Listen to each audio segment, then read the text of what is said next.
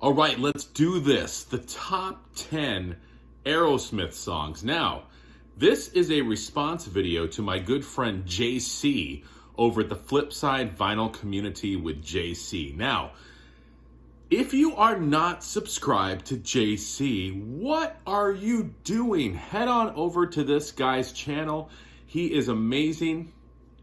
He is one of the best in the VC, and I can call him one of my best friends. I'm going to see him later in April. Cannot wait. It's going to be a good time. Now, I don't believe that he started this as a thread, but he did a kick-ass video on his top 10 Aerosmith songs. And then I saw another good friend of mine, Aaron Mutha-Alamer. He just did his top 10 Aerosmith songs. He also combined it with his top 10 cassette. So again, if you have not subscribed to Aaron Mutha-Alamer, please head on over to his channel. So two great guys in the VC, Aaron Mutha-Alamer and JC. But this is a response video to JC's top 10 Aerosmith songs. And thank you to JC and Aerosmith. Thank you to JC and Aaron Mutha-Alamer, because I realized I haven't listened to Aerosmith in a long time, and that's going to change over these next few days. I'm going to pull out these CDs and albums and get down to it.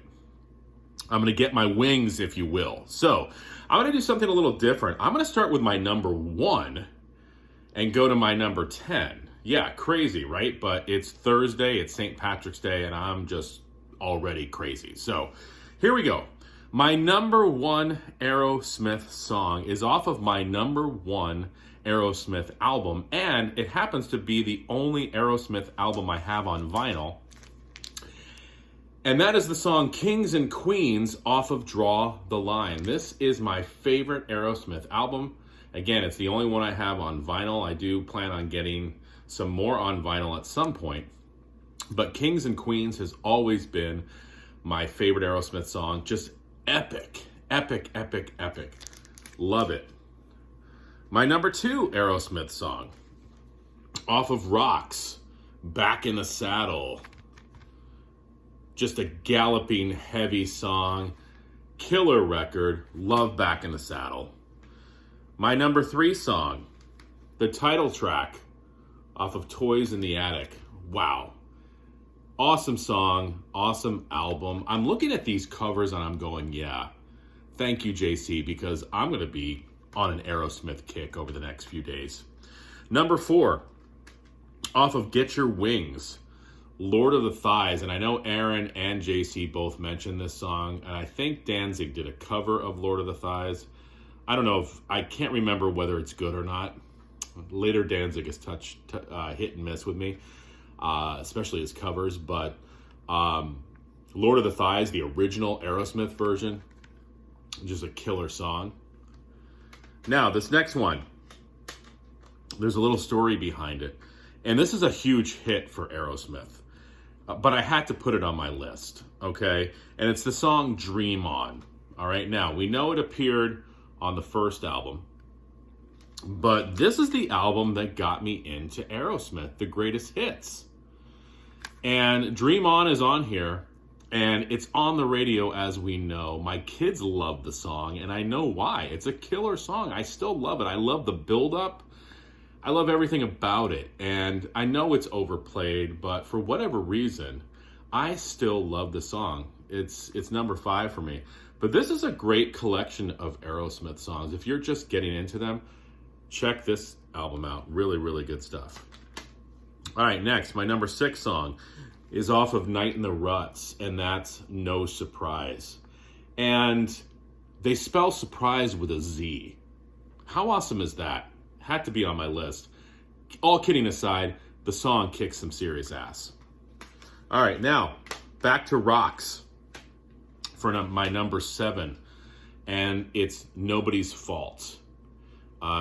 Quintessential Aerosmith. Love it.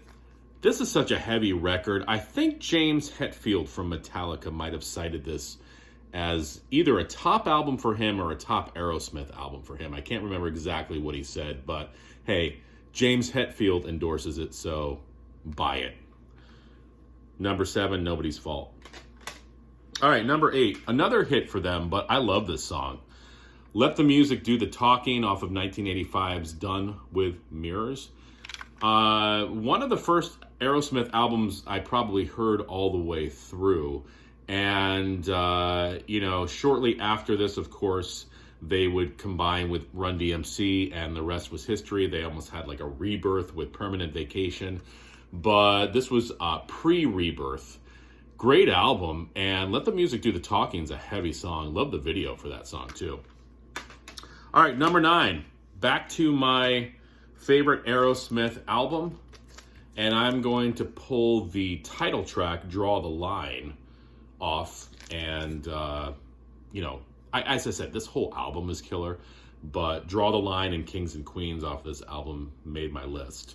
And last but not least, number 10, Lightning Strikes off of 1982's Rockin' a Hard Place. No Joe Perry. Brad Whitford had left during the recording, but I don't care. This is still a good album. And hey, it's got Stonehenge on the front. That makes it even cooler. Lightning Strikes. If you haven't listened to this record because you're like, oh, Joe Perry's not on it, do yourself a flavor and listen to this one. Really good stuff. All right, so JC, thank you. Aaron Mutha Alamare, thank you. And again, if you have not subscribed to JC or Aaron Mutha Alamare, head on over to their channels. And maybe, I don't think JC started this as a thread, but maybe we can get some other people to jump on your top 10 Aerosmith. All right, everyone. Enjoy St. Patrick's Day. Adios.